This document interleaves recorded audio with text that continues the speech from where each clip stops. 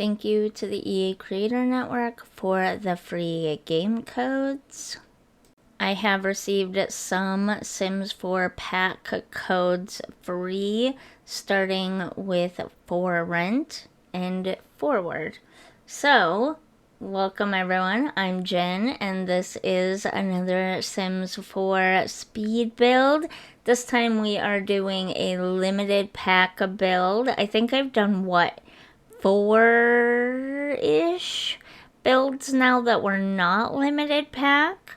One or two of them was for the save file, and then 2 of them were just because I felt inspired to do them. I don't even remember now. I'm sure I said in the video where the inspiration came from, but now I cannot just offhand remember why I was inspired to do those apartments. But anyways, none of those last few builds have been limited pack, so I thought let's get back into a few more limited pack builds. Also, as always, none of my content has custom content in it, or none of my builds or anything. Like, I don't use custom content. Occasionally, I will have MC Command Center in my game, and I tried Tool Mod once, and I may very well download it again to do some custom things to my save file before the end of it,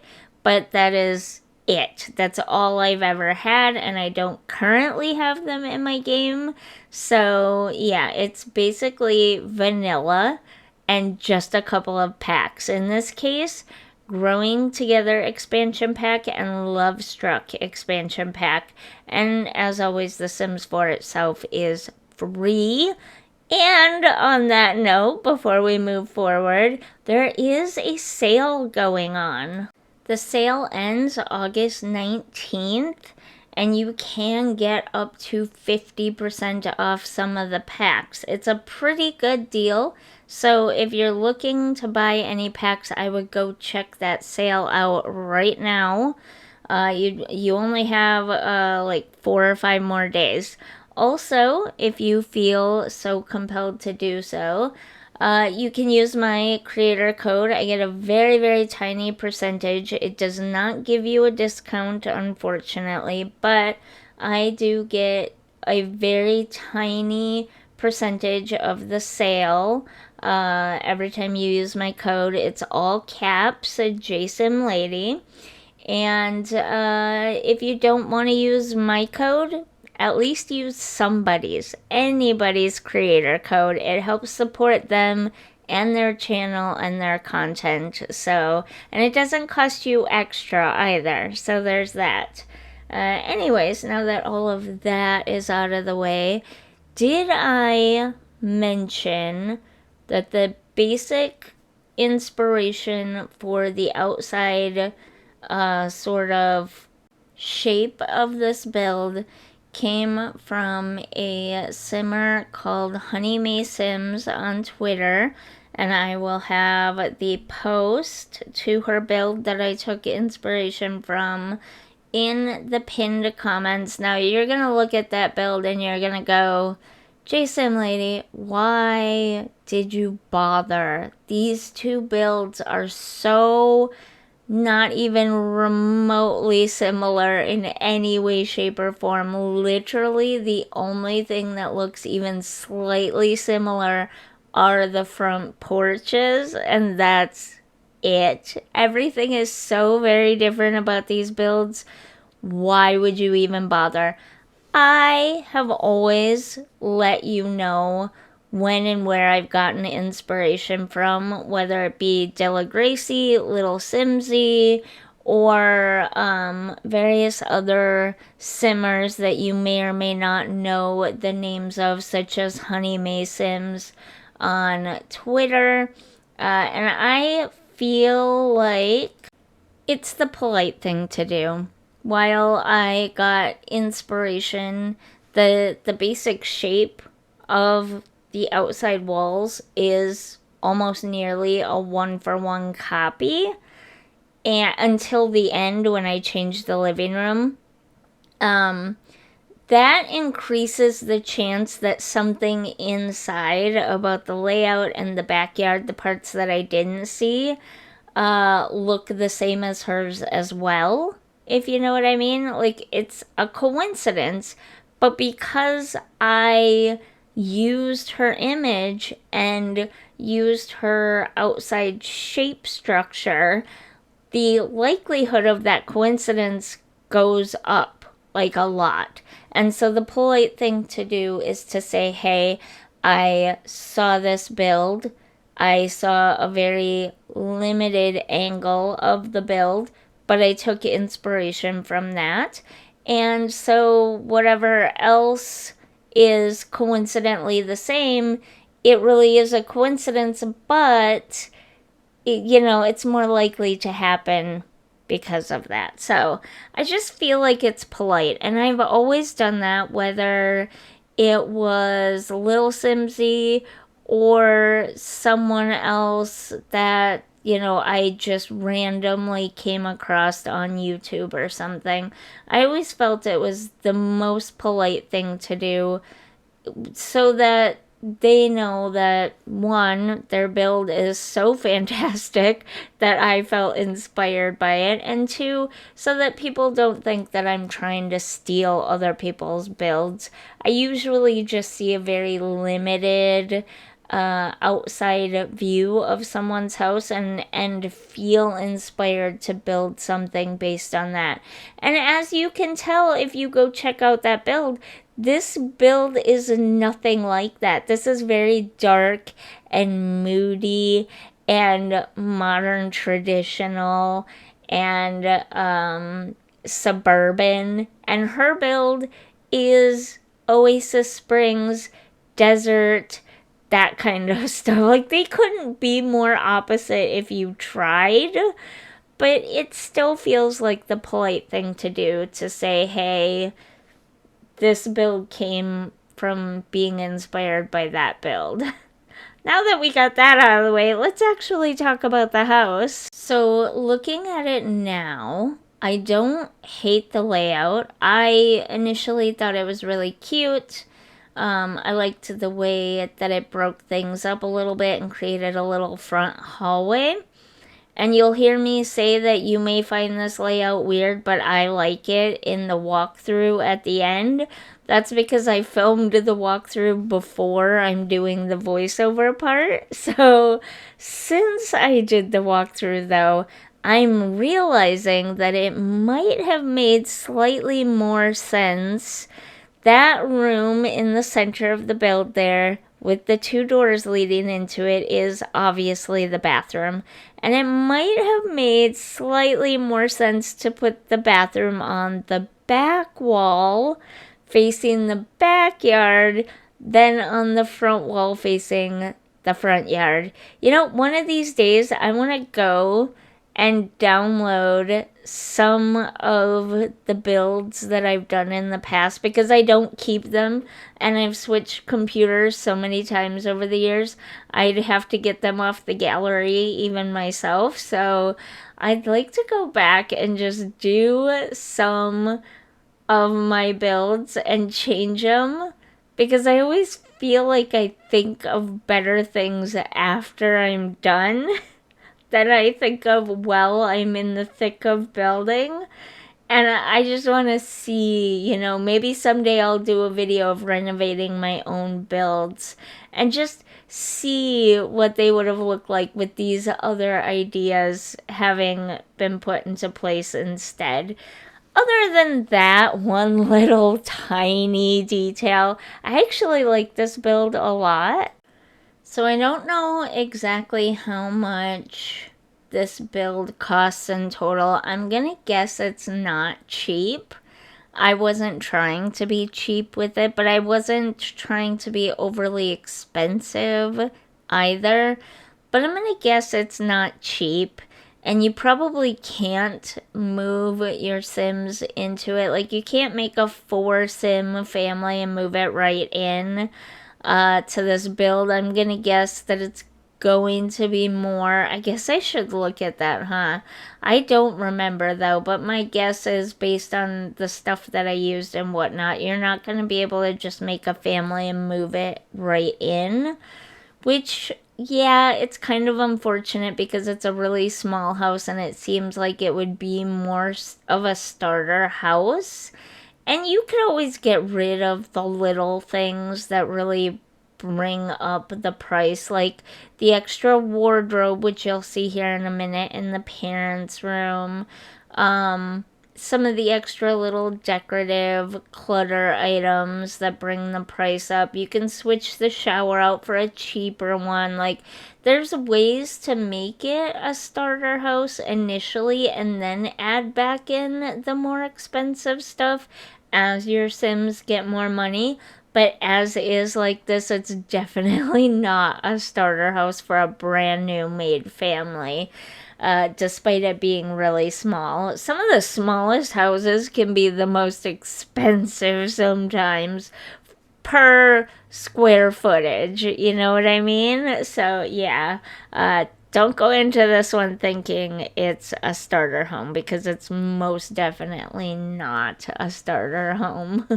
I wasn't really sure what direction to go in with the kids' bedroom, so I ended up picking a color instead and kind of staying within that color. Yeah, like basically everything is blue.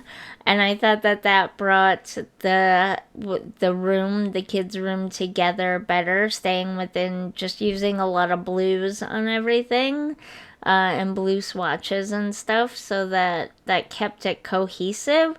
Same with the parents' room. I didn't really know what direction to go in, and so I just kind of went with a color scheme, a color feel, and I stuck with that sort of throughout the room. I did bring a little bit of purple into this one from the painting, and you'll see here in a minute the chair that I put in front of the window, just to add a little bit of an accent color and to bring the purple from the outside that I was using as an accent color in to the house a little bit, because I don't really use that dark purple anywhere else. So I thought it'd be best. I love the color purple. Don't get me wrong. I have like 4 or 5 favorite colors. It's like, well, probably more than 4 or 5 favorite colors, but basically it breaks down to 4 colors: purple, blue, green, and pink. Those are my 4 favorite colors, but like specific shades of those colors, right? And there's a couple for each, right? And I think that you can absolutely decorate a house with most shades of blue and green, and it's fine.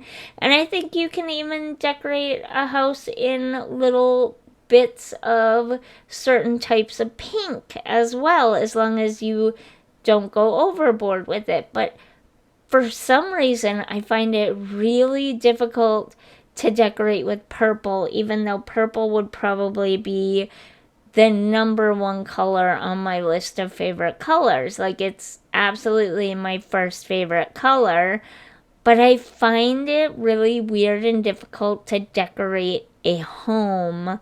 And that's The Sims, House Flipper, or real life. I find it difficult to decorate a home using the color purple. Am I the only one? Like, even just having little accents here and there of purple, it's just really weird to me. And this is coming from someone who absolutely loves, adores. Like, my favorite color, my first favorite color has always been purple. If I'm gonna get something, it's almost always going to be in the color of purple. Clothing, phone cases, headphones. Like, if purple is available, I'm going to get it in purple. But decorating a house with purple, maybe it's because you just don't see a lot of purple home decor whether it's in video games or real life, they just don't make a lot of purple home decor. You really don't see much of it anywhere, and it's often not included when things are multicolored.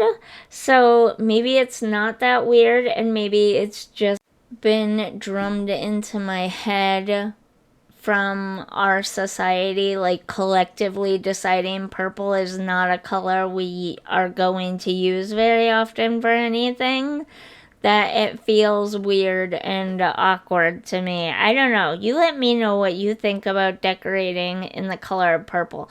Now that I think about it, though, you don't find a lot of fashion these days in purple either. Like, sometimes a very red, almost a maroon like plum type purple you can find like formal wear in that color. But yeah, purple just in general is not a color we use very often for much, at least not where I'm from.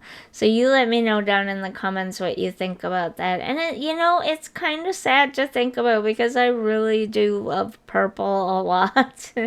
So anyways, I would say out of this whole house, probably the most boring room is the kitchen, because it's a kitchen. It's also a dining room, but by the time you get the necessary furniture in there, there's not a lot of space for decorative furniture. So I guess in this particular build, the kitchen is the most boring out of all of them and my least favorite. I definitely like the bedrooms the most, and maybe the backyard second, and then the living room would be third favorite of this build. I do very shortly here change, or maybe I fill up the living room first and then I change it. I struggled with the living room because initially it looked huge, but then when I went to actually put furniture in, I'm like, wow, this room is actually really small, like really small. So I ended up struggling quite a bit with it, and in the end, I did pull it out by one tile so that it is the same width as the kitchen to give a little bit more space. The only other thing that threw me was that there wasn't really a soft, rounded love seat that matched. I didn't. In this way, the two chairs are fine, but when I pull the living room out, that one extra tile, they look kind of funny there. I would have preferred a nice, soft, rounded love seat, but there isn't one. Like, all the furniture from base game is very square, very extremely modern. This couch is modern too. How do I want to say this? It's round modern. And the base game furniture is very square modern. Does that make sense? Like, there are two. I guess the couch is more contemporary. Let's say it that way. That way there is some designation between the two.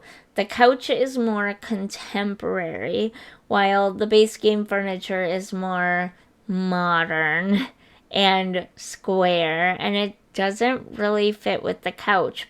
But oddly enough, neither Love Struck nor Growing Together, which are the two packs that I used for this build, have a softer, rounder love seat. So I ended up going with those two chairs instead because at least they match, I guess. And then I just finished up by doing a little bit of landscaping in the back. Nothing major, just a few trees and shrubs to finish off the back. And I put a swing set back here, that's right. I would have put like lights and stuff, but again, I was doing a limited pack and I didn't really have much that I thought kind of fit with the aesthetic of the house, so I didn't. But if I wouldn't have been doing a limited pack, I definitely would have put some hanging lights over the sitting area and stuff. So that's an idea you could add on to it. But yeah, just a little bit of landscaping and then we are done. And I will do a quick little walkthrough for you so you can see everything one last time. Just a little shading around things here and there to give it that finished look. And there we go. Oh no, that's right. I almost forgot. One last tree and then the mailbox, trash can, and a little tiny bit more shading. And then we are done with the speed build part and we can do that walkthrough. Okay, so we have the front outside of the house here. Cute little front porch, my favorite minimalist kind of landscaping. Nothing too fancy, just your typical run-of-the-mill, little two-bedroom family home. And then we actually go inside and you have this front hallway that basically more or less leads to everything except the living room. You have the kids' bedroom here at the front. Nothing too big or extravagant, just a couple of kids. I stuck with blue because I didn't know what direction I wanted to go in, and I thought if I kept everything kind of cohesive with a color, it would make it look better. So, yeah, I don't know. You let me know what you think. And then here's the parents' room. I was going for boring. I was going for boring old parents who are tired. How about that? Here's that hallway again. Nothing too big in here. Just, your typical hallway stuff. Then you have the bathroom. It's kind of cute, right? It's a bathroom. Then you have the kitchen and the dining room. It's huge. It's the most massive house in the room. I don't know what to say. I'm leaving that in because I'm not going to re-record this whole walkthrough just to change that one thing. Obviously, I meant it's the most massive room in the house. But I figure that's okay because it's like a double room, a kitchen, and a dining room. I don't know. It's just the way it ended up, okay? And then here's the living room, a nice cozy little TV watching room.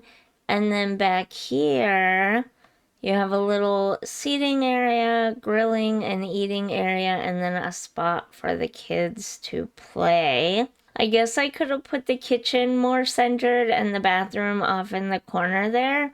But you know what? I kind of like the hallway that it created there. I don't know why. I just kind of do. So if you don't like it, that's fine, but I just kind of do. So let me know down in the comments what you think of this house. If you enjoyed this video, if you're enjoying my channel, don't forget to like and subscribe, and I'll see you in the next one. Bye!